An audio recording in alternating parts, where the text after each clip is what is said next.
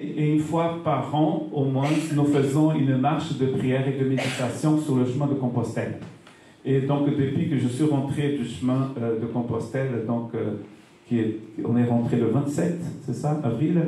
Donc, on a marché du 20 au 27, en Asturie, en Cantabrie. Et donc, je choisis, dans le thème aussi de la nouvelle naissance, je parle de cette marche que nous avons à faire ici. Et notre marche aujourd'hui, c'est dans la douceur du Seigneur, comme nous a bien dit Laurence, dans la douceur du Seigneur.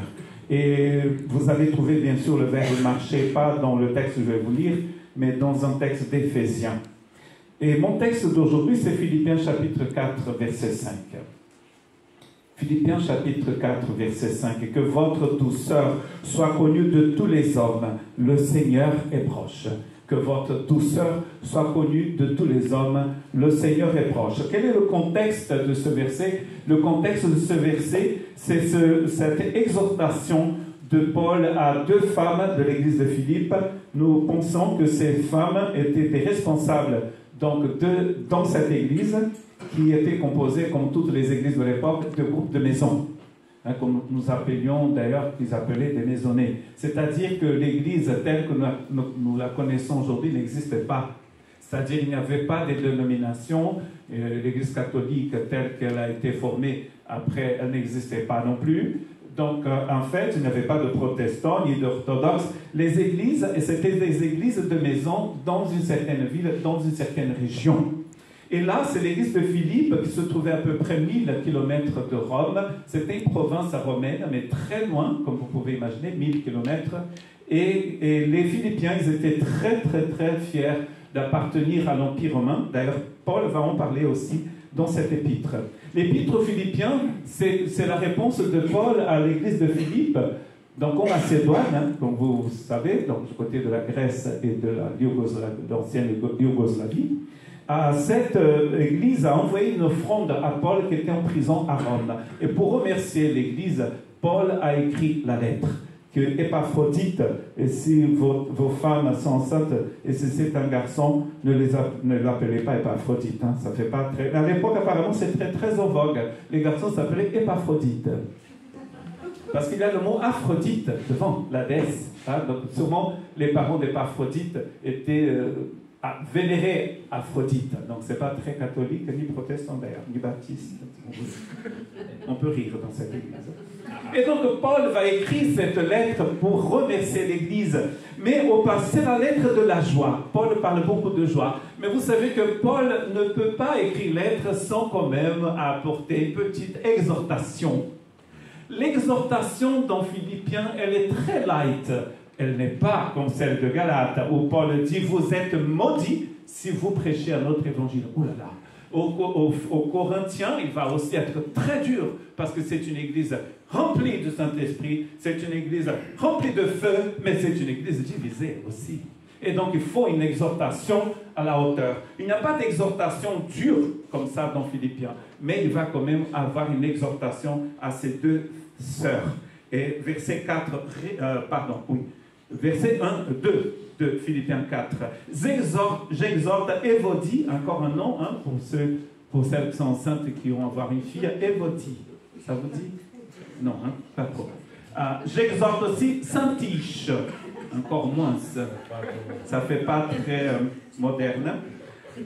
À être d'un même sentiment dans le Seigneur. Ah, très intéressant. Avoir un même sentiment. Donc ça veut dire que ces deux sœurs n'avaient pas le même sentiment qui était en Christ Jésus. Et c'est Paul, donc nous sommes une église baptiste ici en France et nous avons des femmes qui prêchent. Et ce texte 4, ça fait partie de notre thèse pour dire que quand même les femmes à l'époque de Paul avaient la parole, parce que ces femmes, si elles sont mentionnées ici, c'est pas parce que c'était que deux membres de l'église de Philippe, c'était deux personnes importantes qui avaient un ministère dans cette église. Il faut qu'elles aient le même sentiment.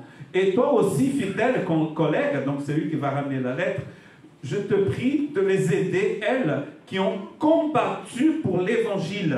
Hein? Quand on regarde le mot « combattre pour l'évangile », on comprend pourquoi ces deux femmes étaient très engagées dans l'église. Avec moi et avec Clément, Très intéressant. 2 femmes qui combattent pour l'évangile avec Paul et avec Clément. Donc ça veut dire qu'elles avaient une place très importante dans l'Église.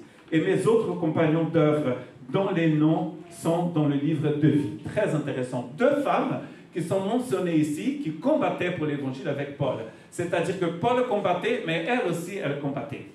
Mais certains pensent que Madame Évodie avait donc était responsable d'un groupe de maison et sa sœur Saint-Tiche était responsable d'un autre groupe de maison. Et peut-être que dans le groupe de maison de Madame Saint-Tiche, il avait quand même quelqu'un comme le pasteur qui adore la pintade farcie au foie gras des Landes, qui adore les bons plats, parce que c'était des repas aussi, les rencontres. Et donc, du coup, peut-être qu'il avait une petite compétition. On sait d'ailleurs, en lisant le texte, qu'il avait quand même une division. Il avait un problème entre ses 2 sœurs, il avait un problème entre ces 2 groupes de maisons. C'est pour ça que Paul va dire ce qu'il dit ici quand il va parler de la douceur. Réjouissez-vous toujours dans le Seigneur. Je le répète, réjouissez-vous. Et après il dit que votre douceur soit connue de tous les hommes. Le Seigneur est proche. Que votre douceur. Donc il avait un manque de douceur. Et on va comprendre ce que ça veut dire, cette douceur. Quand on parle douceur en français, vous pensez à quoi? Bonbons. Des bonbons, moi aussi je pensais à ça. Chocolat de Bayonne. Encore? Donc la sœur a dit qu'elle pensait au chocolat, aux bonbons. Hein? Le beau temps. Le beau temps qui a fait apparemment ici il y a quelques jours. Ah, la douceur, oui. Fait doux, on dit. Encore une personne? Comme au toucher, doux, quelque chose de doux au toucher, ah, comme oui. velours, comme... Et le contraire de ça, ça serait quoi? Ça pique, ça. Ça pique, c'est... Ça, c'est très intéressant hein, pour illustrer le texte. Donc, 2 sœurs, 2 églises de maison qui font partie de la grande église de Philippe, qui n'ont... Là, il n'y a pas de douceur, apparemment. Il n'y a rien de pire qu'un chrétien qui n'est pas doux. Exhortation pastorale du matin. On peut traduire ce texte comme ceci: montrer une disposition douce envers tous les hommes. Ou sinon, que ta douceur soit connue de tous les hommes. Comme c'est la traduction de la 21. Faites connaître votre douceur, c'est ce que Paul dit à ces personnes, à ces femmes, mais à d'autres personnes de l'église de Philippe et bien sûr à toute l'église de Philippe. Faites connaître votre douceur. Comment peut-on faire connaître notre douceur? C'est la question. Et qu'est-ce que ça veut dire d'ailleurs? On va trouver les synonymes, l'explication du mot douceur en grec ici. Paul donc va utiliser le mot épieikeia. Hein? Ikea, il a Ikea dedans. Il a le mot Ikea dedans. Ikea. Mais ça n'a rien à voir avec Ikea. Les possibles traductions pour Ikea, donc Laurence nous en a déjà cité 2 ou 4, peut-être 4. Patience, douceur, esprit patient, modestie, indulgence, esprit indulgent. C'est ce que ça veut dire. Mais Clark dit ceci: le mot a une signification très étendue. Ça signifie même la même chose que douceur, patience, mais aussi clémence, modération, refus de plaider ou de se battre. Ah! Le refus de se battre. Je veux défendre mon groupe de maison, parce que chez nous, on a la pintade farcie au foie gras. Je me bats pour ça. Ça, c'est le contraire de la douceur. Dans la douceur, c'est Jésus qui se bat pour moi. C'est peut-être pour ça que Paul finit ce verset en disant « Le Seigneur revient bientôt ». Je ne sais pas si vous pouvez suivre quelques méditations du pasteur en ce moment sur le retour du Christ. Et dans ces méditations qui sont basées sur Pierre dit n'oubliez pas que le Seigneur revient bientôt pour que vous puissiez prier. En quoi le fait de savoir que Jésus revient bientôt nous aide à prier? En quoi le fait de savoir que Jésus revient bientôt nous aide à être doux? On se bat pour que dalle. Dans l'église où j'étais dans le Nord, quand je disais que dalle, il y avait quelqu'un qui levait la main, pasteur, c'est pas très bien de dire que dalle. Mais je dis quand même que dalle, rien. On se bat souvent pour rien. Au lieu de nous battre, il dit ici, n'oubliez pas, le Seigneur revient bientôt. Et si le Seigneur ne revient pas bientôt, nous allons tous quitter cette planète. C'est la mauvaise nouvelle que je vous ai apportée ce matin. Nous allons tous quitter cette planète. Oh là là, Dieu doit aller. C'est une réalité. N'est-ce pas? Quand j'avais 15 ans, je ne pensais pas à cela. Maintenant que j'ai 15 plus, je pense beaucoup plus. C'est ce que Paul est en train de dire à ces personnes, à ces dames. Pourquoi battez-vous comme ça? Le Seigneur revient bientôt, donc soyez douces. En plus, il dit que ça soit connu déjà. Il y a beaucoup d'exemples de douceur dans la Bible, mais un exemple que je voudrais vous citer, c'est celui de Jésus et de la femme qui va être lapidée par les religieux. Ça, c'est une superbe douceur. Jésus connaissait cette femme, connaissait le cœur de cette femme, et il va la pardonner. Jésus n'a aucun mot du genre « il faut vous repentir ». Il dit « va, il ne pêche plus quand même ». Mais il dit aussi « tes péchés te sont pardonnés ». C'est de la douceur. Quand on pêche, c'est contre Dieu qu'on pêche.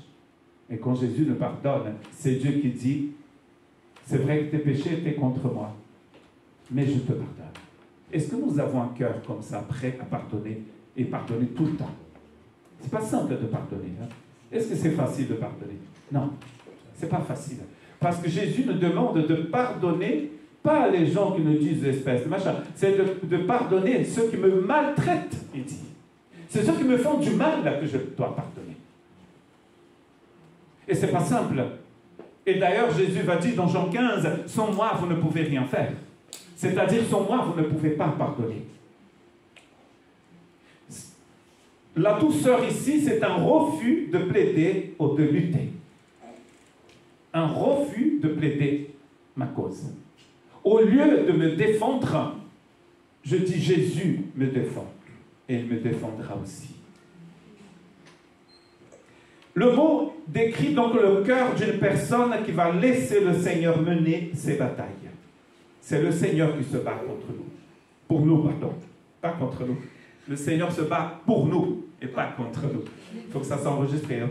Romains chapitre 12, verset 19, c'est écrit « Ne vous vengez pas vous-même, bien-aimés, mais laissez agir la colère de Dieu. » La justice de Dieu, je dirais. Car il est écrit « C'est à moi qu'appartient la vengeance. C'est moi qui donnerai à chacun selon le mérite. Selon qui mérite, dit le Seigneur. » Donc laissons le Seigneur agir. Quand on laisse le Seigneur agir, on va agir avec douceur.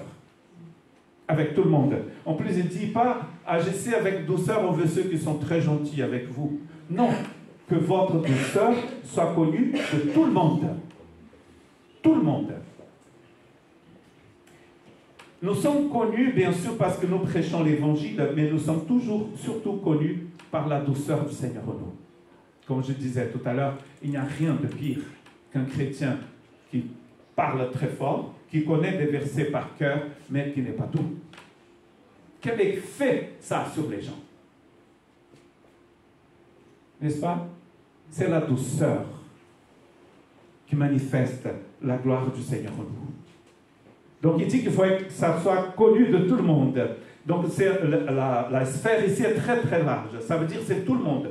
Pour les Philippiens, c'était tous les habitants de Philippe, c'était aussi ces Romains qui s'étaient installés à Philippe, c'était toute personne qui les entourait.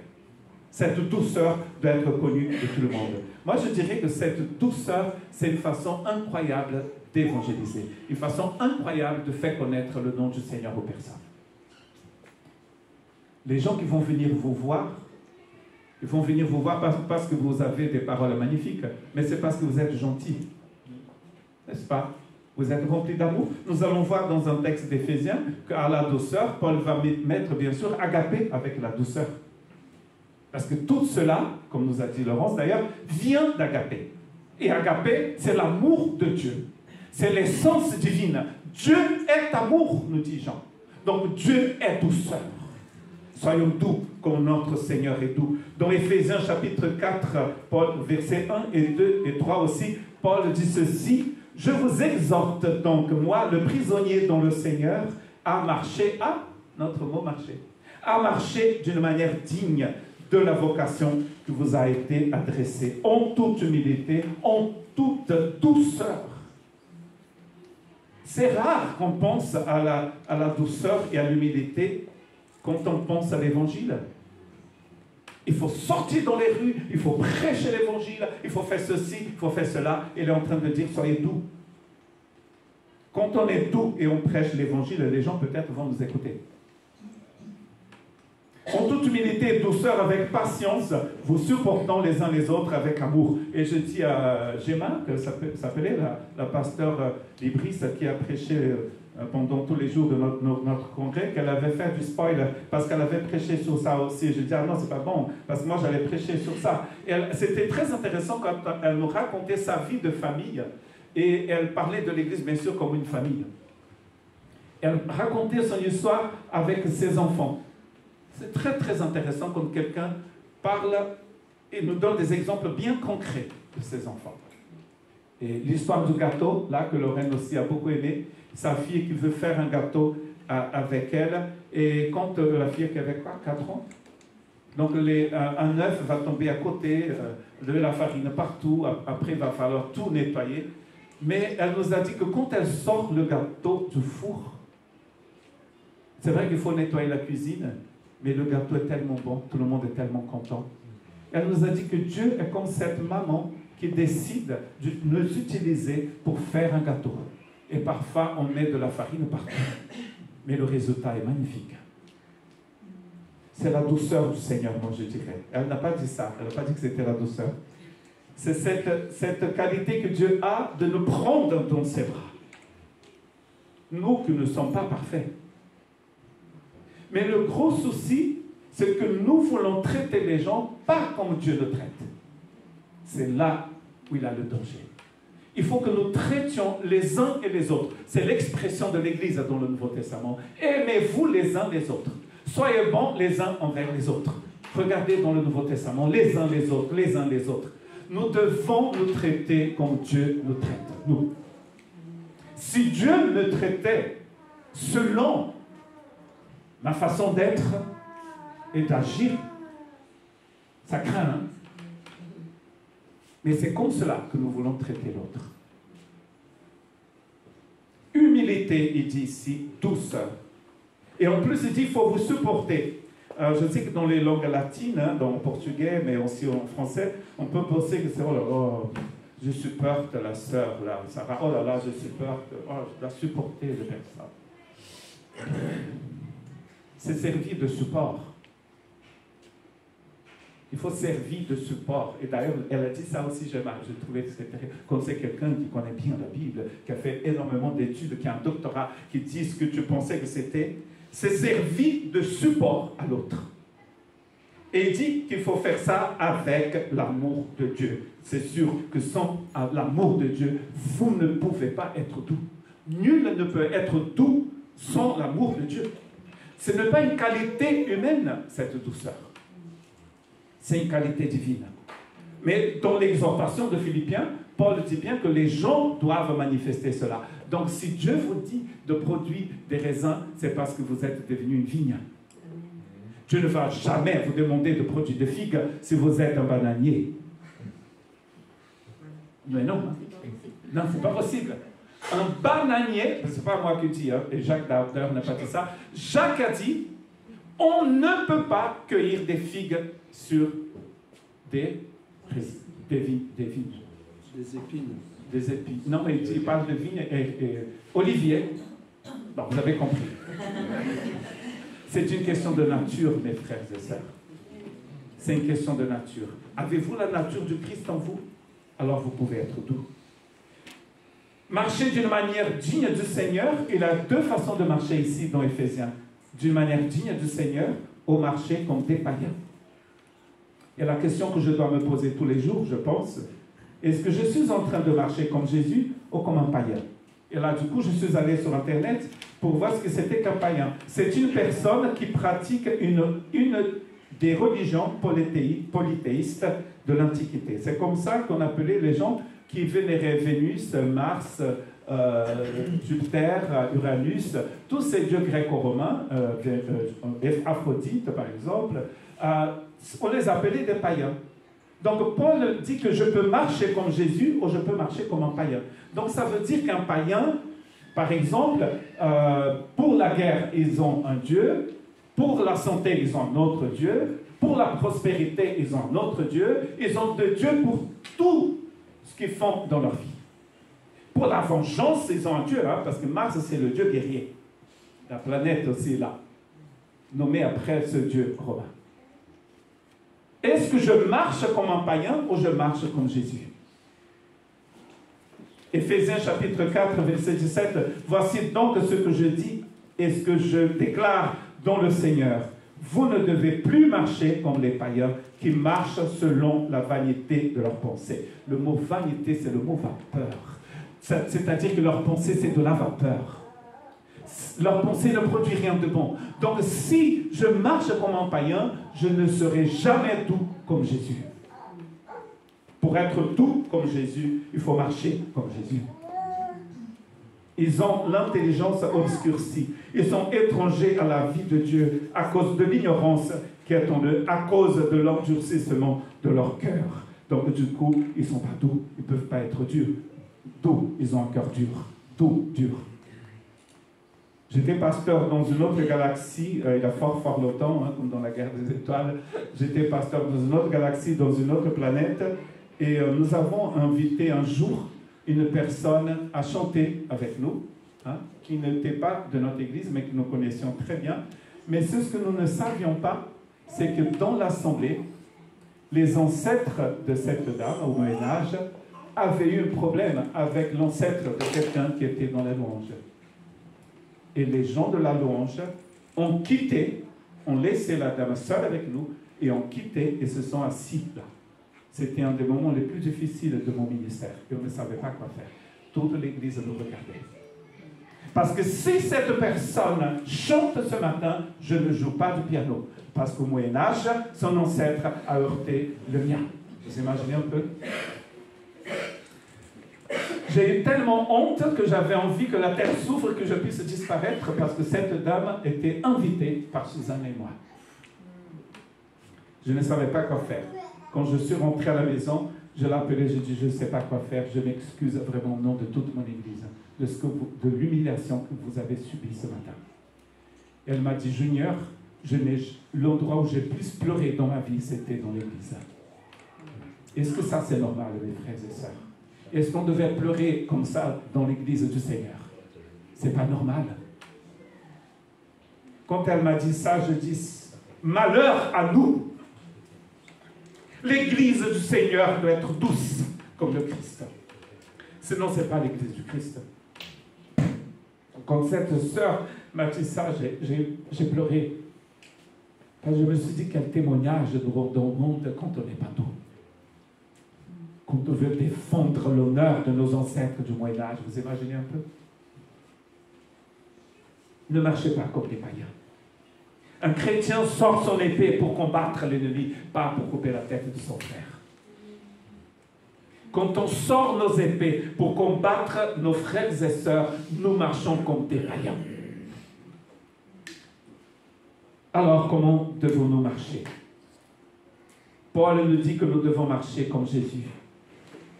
Écoutez ce que le Christ a fait pour vous, et là, on pourrait passer toute la journée. Christ nous justifie, Christ nous sauve, Christ est en nous, Christ est ma vie, Christ me sanctifie, Christ marche avec moi, Christ me garde dans son cœur. Christ. Si nous avons Christ dans notre vie, nous serons des personnes douces comme lui. Est-ce que Christ habite en vous ce matin? Vous qui êtes là, vous que nous écoutez aussi sur Internet. Est-ce que vous êtes né d'en haut? Est-ce que vous êtes né de Dieu, né de nouveau, né de l'Esprit de Dieu? Toutes ces expressions veulent dire la même chose. Si je suis né d'en haut, c'est la vie d'en haut qui habite en moi. Alors je suis une personne douce. Il faut juste que cette douceur soit connue. Je ne peux pas faire connaître ma douceur si elle n'est pas en moi. N'est-ce pas? Vous êtes d'accord? Je pense que parfois nous oublions que nous avons toutes les qualités divines en nous. Elles viennent toutes avec Agapé. Donc maintenant, il faut mettre en pratique. J'arrive à la fin, et pour la fin, je lis toujours dans Éphésiens, chapitre 4, verset 25, c'est la suite du chapitre que nous avons commencé. C'est pourquoi renoncez au mensonge, et que chacun de vous parle selon la vérité à son prochain, car nous sommes membres les uns des autres. Répétez avec moi, nous sommes membres les uns des autres. Vous connaissez un corps qui s'appelle main? Ça, c'est la famille Adam. Il a une main qui se balade. Hein? Qui connaît la famille Adam, cela? Non? Oui, la main qui se balade toute seule. Ça, c'est un film d'horreur, une série d'horreur. Le corps du Christ, c'est un corps composé de membres. Et chaque membre est lié à l'autre. Chaque membre est dépendant de l'autre. Vous imaginez si la main n'est pas douce envers le corps trébuche et tombe, et la main dit, tant pis. Qu'est-ce que vous faites quand vous tombez? La main, pour faire quoi? Et protéger quoi? Et surtout la tête. C'est automatique, vous ne dites pas, tiens, je veux protéger la tête. Ou peut-être pas. Vous avez combien de secondes? Vous êtes membres les uns des autres. Ça veut dire que si vous faites mal à l'autre, c'est à vous-même que vous faites du mal. D'ailleurs, en portugais, on dit cuspiu para cima, cai na cara. Enfin, le portugais du Brésil. Quand on crache comme ça tombe sur toi-même. Donc, soyez bons. Regardez, Paul va continuer dans Éphésiens chapitre 4, verset 27. Il dit, ne donnez pas accès au diable. Ne donnez pas accès au diable. Quand est-ce que le diable rentre? Quand on ouvre la porte. Si la porte reste fermée, il ne peut pas rentrer. Qu'il ne sorte de votre bouche aucune parole mauvaise, mais s'il a lieu, quelques bonnes paroles qui servent à l'édification et communiquent une grâce à ceux qui l'entendent. N'attristez pas le Saint-Esprit de Dieu, par lequel vous avez été scellés pour le jour de la rédemption. Que toute amertume, et là il y a une liste, que toute animosité, que toute colère, que toute clameur, que toute calomnie et toute espèce de méchanceté disparaissent du milieu de vous. Et il finit en disant, soyez bons les uns envers les autres. Vous voyez, les uns envers les autres. Compatissant, vous pardonnant réciproquement comme Dieu vous a pardonné en Christ. Vous voyez, comme Dieu vous a pardonné en Christ. Je vous encourage. Vous savez que quand un pasteur prêche, c'est souvent parce que dans l'année où il a prêché ce message, il a entendu, il a vu, il a discuté avec des personnes et on voit cette épée qui sort pour couper la tête de l'autre.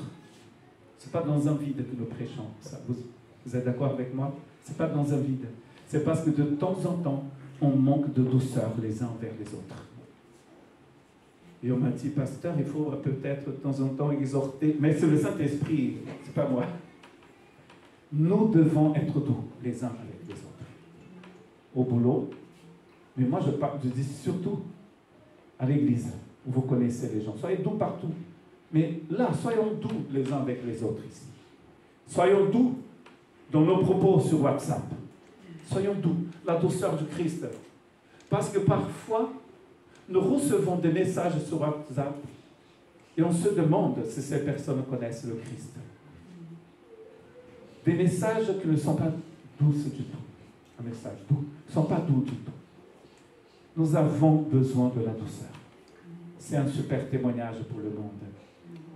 Amen. Je vous encourage à marcher comme Jésus. Quand vous marchez comme Jésus, vous êtes dans la douceur du Christ. Prions.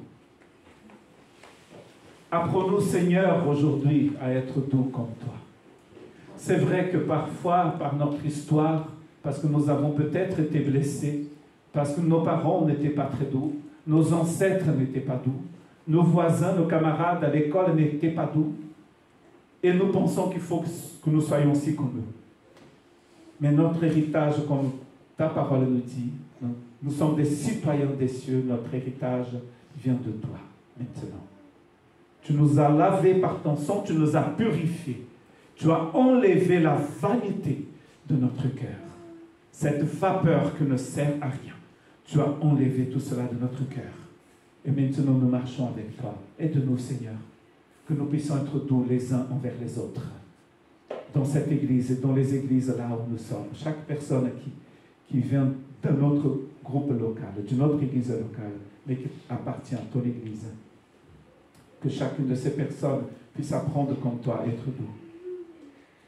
Et à goûter la joie de vivre dans la douceur du Saint-Esprit. Dans le nom précieux de Jésus. Amen. Que Dieu vous bénisse. Merci.